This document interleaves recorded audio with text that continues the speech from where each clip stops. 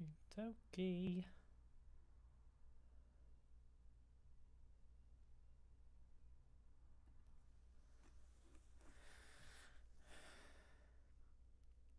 Hello, everyone. Hello. I don't know why that makes me want to do a voice. But welcome. Welcome, everybody. Hope everybody's doing good. Let me, as per usual, make sure that we're live, that my microphone is working. Hello, everybody. Yeah. Hope everybody's doing good. Good. Sounding good. Let's share this real quick with a couple of groups.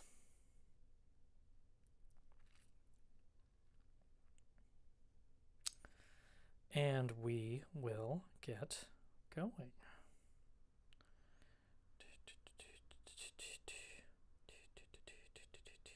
Gosh dang it. How is it that I miss this group that I'm looking for? There it is. Found it.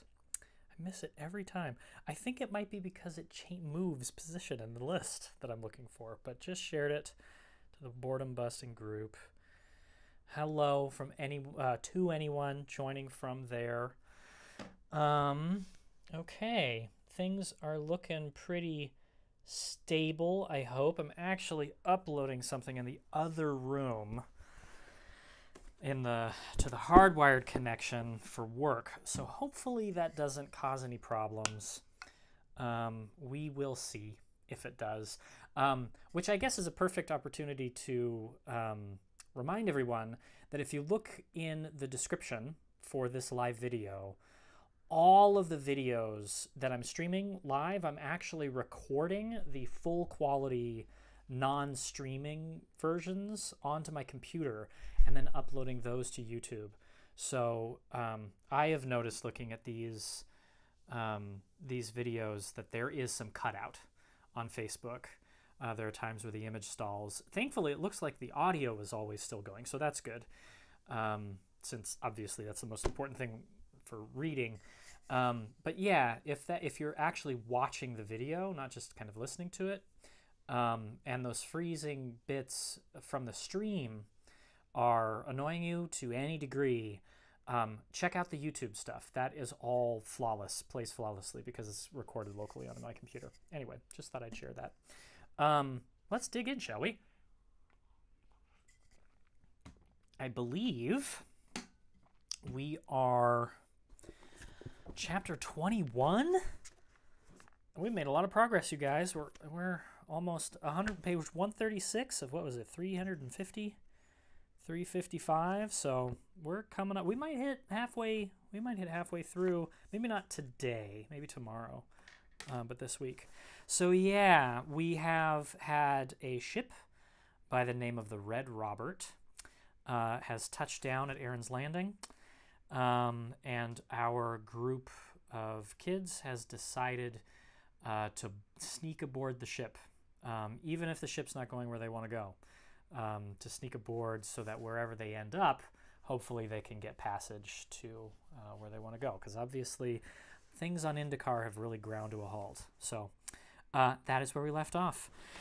Without further ado, chapter 21. The children were screaming. One of the squat, unassuming buildings to the left was on fire, and another was smoldering in ruin. The tactical team, at Slink's insistence, had come in firing. It had been night, and he'd wanted shock and awe to join the element of surprise in subduing whatever primitive and backward people lived here. Once they'd set down their scout ship 4 miles distant and traversed the low-lying terrain to the oddly walled compound, they'd selected a building, a church of some kind by the looks of it, to demolish instantly. Another they'd targeted to set an ongoing example, which was the dorm, still on fire to the left. Slink's soldiers were working on rounding up the screaming children, who were stumbling this way and that in their panic. The orange fire lit their wild faces. Slink knew the look intimately. He'd have to ask the master purveyor if he could take some of the children with them, once they found what they were looking for, of course. Slink's companion tensed. and Slink turned to face the man who was approaching. "Unit at the south wall reports that the village beyond this compound is keeping its distance," said Weirs, the commanding officer. It wasn't that Slink suddenly remembered the dolt's name. Now that they were planetside and all suited up in their armored fatigues, his name was plastered across his left breastplate. "And the signal?" Slink asked. "Yes, sir. It's—" Weirs tapped the small handheld homing device they'd used to navigate themselves this close to where the signal had reached its terminus.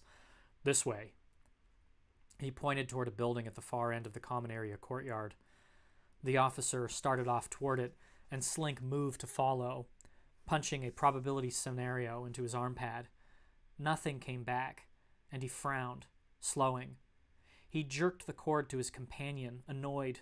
How many times was he going to have to do that? It moaned, but the pad's screen remained blank. Weirs was several paces ahead when he realized his superior was not following him. He turned back questioningly. Just in time, Slink saw the officer's face twist in shock. "Sir!" It was all he had time to shout. One of the natives was charging from an open doorway in the building beside them. The someone was wielding something shiny and sharp. Slink ducked and heard two sounds in quick succession: the distinct crunch of metal crushing bone and the whine of an energy weapon discharge. Through gritted teeth, Slink exhaled into the dirt, cradling his face. There was a sharp pain slicing into the back of his head. Had the local maniac dealt some critical blow? Would he die here on this backwater swamp of a planet after all this? 2 feet stepped into his field of vision, a hand extended downward for him to take. "I got the bastard," Weirs said. Slink looked up at him. "You moved when I saw him," he said. Then he looked at another body and shook his head. "I thought that was supposed to let you know when something like that was coming." Slink gripped the burly officer's hand and stood, taking inventory of his injuries. To his surprise, he found he had only one: the slicing burn where his neural link with his companion had been severed. The cord was still connected to the companion, who lay ever so still on the ground beside where Slink had fallen. A large kitchen knife was half buried into its chest. A single trickle of blood was oozing from the wound. "Is it dead?" Weirs said, trying to peer in beyond the tinting of the helmet to see the obscured face inside. Slink had no need to look. The searing pain from the link was all he needed to know. "I assure you," Slink said through gritted teeth, "definitely dead." "It tried to get you killed," Weirs said. "Didn't it?" Slink stood there for a moment, and then looked over at the Indikaran who had tried to end both their lives. He was short, stocky, wearing an apron. Through the smell of burnt flesh, he still smelled faintly of alcohol. A chef of some kind, Slink thought.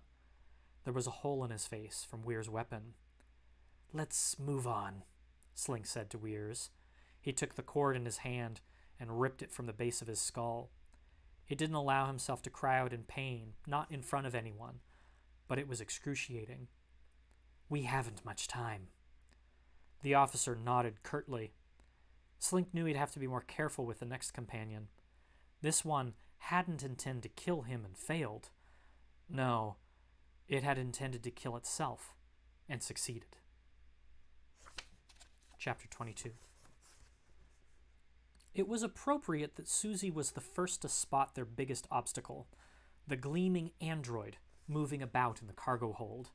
It was he, or it, who accounted for the vast majority of the clanging and thudding they'd heard echoing around the vastness on the tarmac. They'd inched themselves closer to the ship over the better part of 20 minutes or so, taking advantage of lulls in activity as the burly woman was on the other side of the ship and the couple was off in the shadows, gathering more of their things. Moving closer, ducking behind various discarded and smelly piles of garbage or broken fueling tanks, they gradually got a better view of both the gangplank leading to the ship's interior and the cargo hold that opened into the side of the lower belly. It was their new closer vantage point on the cargo hold that had revealed the metallic monstrosity moving about inside. Metallic monstrosity was an appropriate label. Unlike Habersham, this synthetic biped had no skin covering his shiny frame, and there were no eyes or any other human-like features to help one suspend disbelief about who or what precisely it was. It moved about with lumbering, thudding gestures, and it had 2 red points on its face that moved this way and that as it hoisted the boxes and furniture arriving up the conveyor like they were leaves of Latarian lettuce. It picked up an entire wooden table with one of its massive chrome arms, and Barry gasped at its strength. "No way I'm flying with that thing!" he exclaimed in a whisper, eyes widening again with fear. "Yes, you are," Susie said back. "We all have to." "We can do it," Petrick said. "The cargo hold looks plenty big enough to hide in." "That thing will kill us," Barry countered. "You will not be traveling in the cargo hold in any scenario," Haber said, motioning for the suddenly excited children to hush up. "I doubt that it pressurizes for life support." "Meaning we'd freeze in there," said Petrick, nodding. "Most likely suffocate first," Haber added. "So we have to sneak into the cabin," Susie said. "Great." It was not great. The gangplank up into the cabin was a handful of feet from the conveyor that was hauling things up into the cargo hold. That meant their metallic friend was in direct view almost anywhere he went, except when he was in the deepest corners of the hold. Not to mention that the pirate captain seemed to spend most of her time somewhere entirely unknown in the cabin area. Even if they did have a chance to make a break for it when the metal robot disappeared in the hold, they could be running directly into the captain. "You think there are places to hide in there?" Petrick asked, eyeing the cabin. "It is highly improbable that this ship is without open or hidden compartments or of some kind," Haber answered. "Think about it, guys," Petrick said, seizing upon Haber's reasoning. "They're definitely up to something. People who are up to something have things to hide, and that means they have places to hide them." Barry nodded. That made sense. Finally, something did. These were his kind of people. Barry was himself a master hider of all sorts of objects. He'd learned the skill early on at Childers. He'd hide parts of his meals in napkins and pockets and bags so that he could eat later when his stomach began to growl in the afternoon or late at night.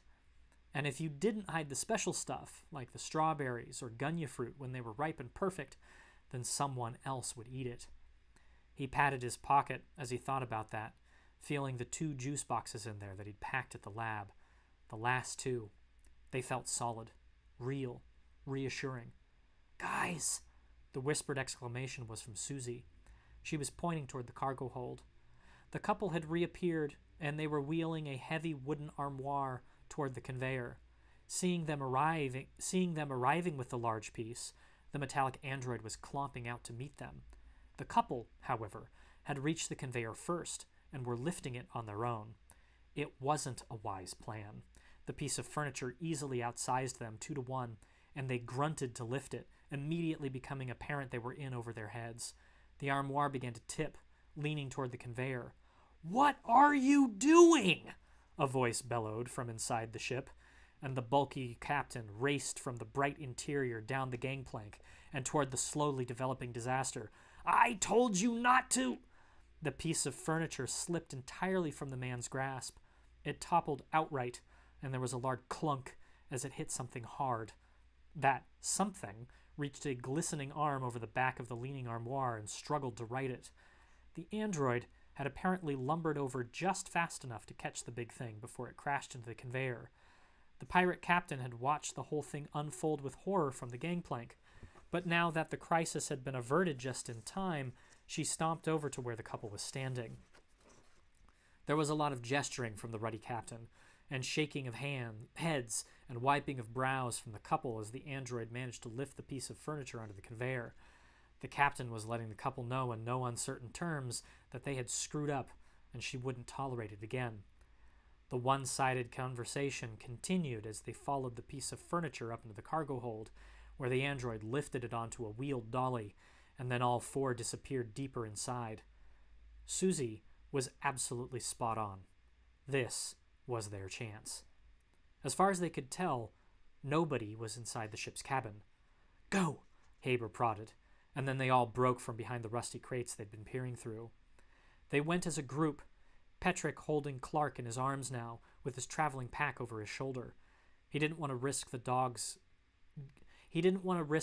getting distracted by something and running off, or worse yet, getting scared and making noise. The four of them moved swiftly to the gangplank, which was a good 60 feet or so away. They could hear the wheezing and clanking of the android's movements. They could hear the continued sounds of the burly captain disparaging the couple and the wheezing and clanking of the android's movements. They reached the foot of the gangplank in short order and started up single file. They were 2 or 3 strides up the ramp when Barry took a misstep and fell. Petrick, who'd been right behind him, couldn't avoid getting tangled in Barry's feet, and he crashed forward as well. They hit hard on the textured metal of the gangplank. The entire group stopped in their tracks. Haber and Susie whirled back to look at the two of them. Petrick and Barry extricated themselves from each other, both with eyes large as the twin moons. Haber, however, waved his arms for them to stop what they were doing immediately. The burly captain had appeared at the lip of the cargo hold, and she was looking out into the darkness of the tarmac. She heard us, Petrick thought, his mind racing. He stayed absolutely still, as did Barry, though he could hear his friends' breaths, each sounding like a hurricane. Susie and Haber were far enough up the plank that only their feet would have been visible from the captain's vantage point, but Barry and Petrick were in full view, even lying on the ground as they were. The captain looked directly at them. Petrick's heart dropped. The game was up. The woman was going to cast them off her ship, or worse, their only way off this planet, their only way to escape to try to help his father, was now lost, in an instant. The woman squinted as she looked at them, and Petrick could feel Barry tightening up. It wasn't a friendly face. Petrick thought perhaps he should raise his arms and preemptively declare that they meant her no harm, and that they would happily leave if she would please, wouldn't hurt them. The words were just being formed by his lips when, inexplicably, the woman started scanning the rest of the tarmac again, squinting her eyes in the same manner in which she'd looked toward Petrick and Barry. She did this for several more moments before she shook her head and walked back into the cargo hold. "Colossus!" the pirate captain shouted, with her receding back now toward them. "What are you doing? Didn't I tell you big pieces over here?" And she was gone. Barry and Petrick looked back at Susie and Haber, stunned. Susie was white as a sheet, and Haber was still holding his hand out toward them, indicating they should stay put. The tall android craned his neck to confirm the captain was gone, and then motioned quickly for them to get up and move. Petrick and Barry gladly did so, scrambling as quickly as they could up the rest of the way and into the cabin of the large ship. "She looked right at us," Barry hissed to Petrick. They moved as swiftly as their short legs would take them. "I know," Petrick hissed back. "I didn't get it either." "Let's not look a gift horse in the mouth," Haber whispered, having picked up their conversation. He motioned them to the rest of the way inside. "What's a gift horse?" Barry said, a puzzled look replacing the shock on his face. "Never mind that," Haber replied, scanning their new surroundings. "We must hide." Petrick set Clark down on his feet, and the four bipeds took stock of where they were standing. The cabin of the ship was less spacious than one might imagine. The hallways were littered with hoses and pipes and other various rubbish. Susie wrinkled her nose at the stench that began to set in.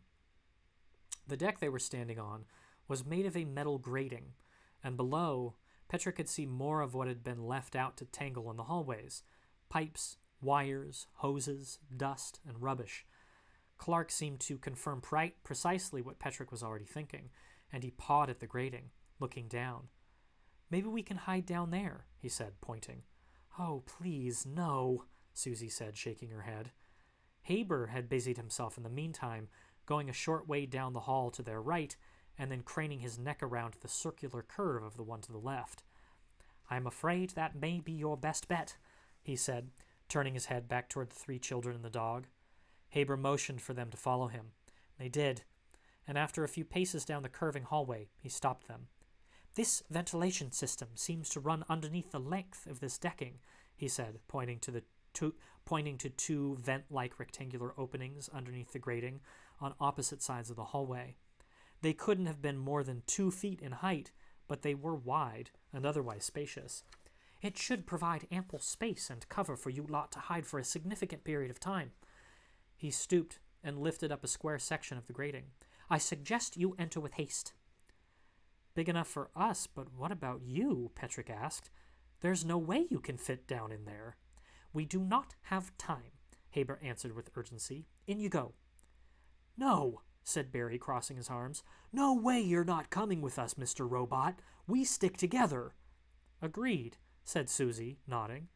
Even if we had the time, which we don't, Haber reminded them, I sincerely doubt there is any space that those 3 full-sized adults and their android will not be occupying with regularity on their journey. You must hide where they will not be. We can't leave you behind, Haber, Petrick insisted. I would never suggest such a thing, the android replied with cool urgency. I can survive the vacuum of the cargo hold, which has significantly more potential hiding places than the cabin offers. You children cannot.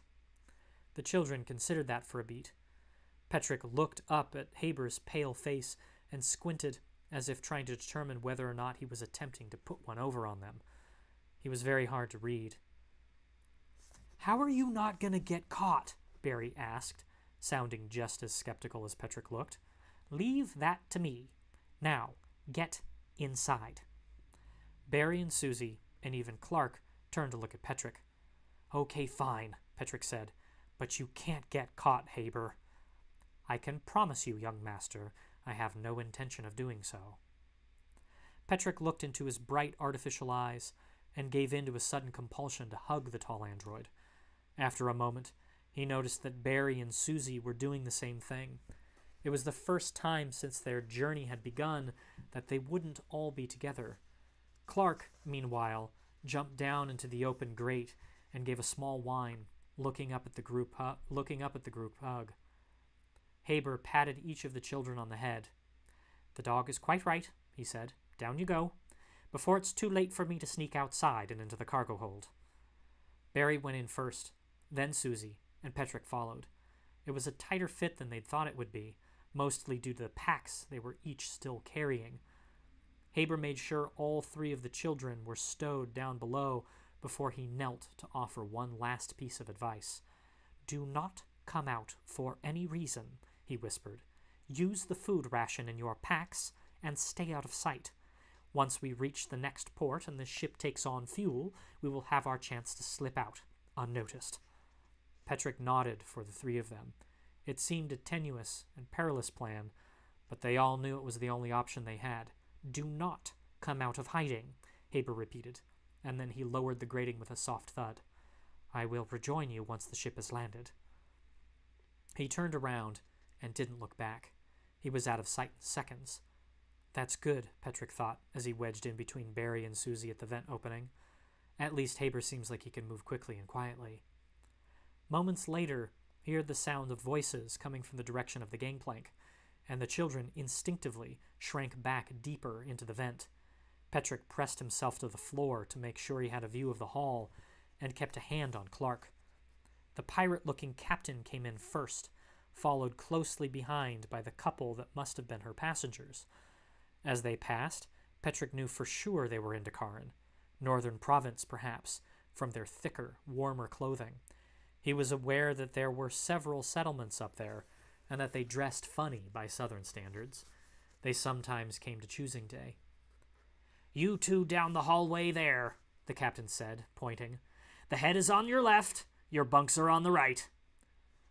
They nodded and moved off in that direction, the man putting an arm over the woman's shoulder. Petrick thought that he could hear a sob from her as they walked out of sight. The pirate captain pulled a thin metal canister from her pocket, uncapped it, took a quick sip, and let out a loud belch, which made Susie grit her teeth next to Petrick. It was then that she was joined by her lumbering metal companion. There was a loud clank that came from the direction of the gangplank. We sealed and ready for takeoff? Asked the captain. The giant robot, which Petrick remembered the pirate captain had called Colossus, nodded its shining head. Then let's blast this rock, the pirate captain muttered. The two walked directly past and over the children's hiding place, and further down the corridor to where, undoubtedly, the cockpit was located. It struck Petrick that a map of the ship would definitely be something worth quickly finding if their air duct system proved to be less extensive than Haber had hoped. It certainly seemed crowded for the moment. With Barry and Susie starting to get wiggly from the cramps, even Petrick was beginning to feel himself. There was a bone-rattling rumble, and the three children felt the atmospheric thrusters of the Red Robert kick on. With a jerk, and then the telltale chattering of the deck above them, the children instinctively knew that their newfound ship was taking off. "Petrick!" Susie hissed from a few feet away. She'd ventured out the vent and back down the hallway toward the gangplank door. Petrick's heart jumped for a second. He thought she'd been spotted, but she turned her head back to him, and her expression was filled with awe and excitement. She motioned for him and Barry to join her, and they did, with Clark padding behind them. The rumble of the ship drowned out any sound they made. She had been looking up through the deck grating, out a pair of small windows on either side of the airlock door. Outside, lit up by the Red Robert's thrusters, clouds whipped past in a blur of reds and oranges, and then suddenly there was nothing but black. Eventually, even the sound of the thrusters faded into silence, though the shaking of the ship remained. Barry asked if that blackness was what space looked like. Before Petrick could say yes, a bright, silvery light lit up their small window and the curving horizon of Indikar. It was the larger of Indikaran's moons, larger and brighter than Petrick could have ever imagined, and so close. The ship sailed right past it, and from the far side, the smaller moon looped into view, even brighter. The children shielded their eyes. There was a flash of golden light as the Starstuff drive of the Red Robert kicked in, and the moons, Indikar, and the only home the children had ever known, were gone. And that's the end of chapter 22. Thank you so much for joining me today.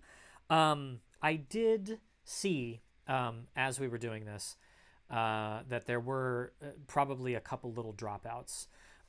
So again, if you were listening and or watching and there were dropouts and even the audio dropped out, just click on the link that I have in the description of this video, and you can, I'm going to upload this to YouTube. That link goes to YouTube. All of the chapters are there in YouTube, and I'm going to upload this video as soon as I stop streaming here, and that version will be perfect because it's recorded locally on my computer. So anyway, if that happened and that was bugging you, have no fear. It's going to be over on YouTube. You can watch it there.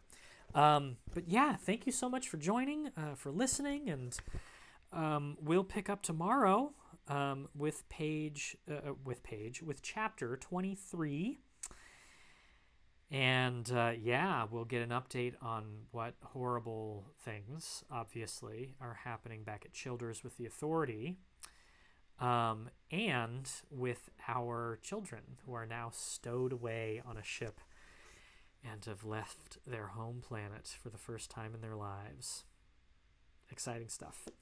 All right, you guys, I hope you're well. I hope you're doing well. Such a pleasure to do this for you and with you. And I'll see you all tomorrow. Same time, same place. Have a good rest of your evening. Bye.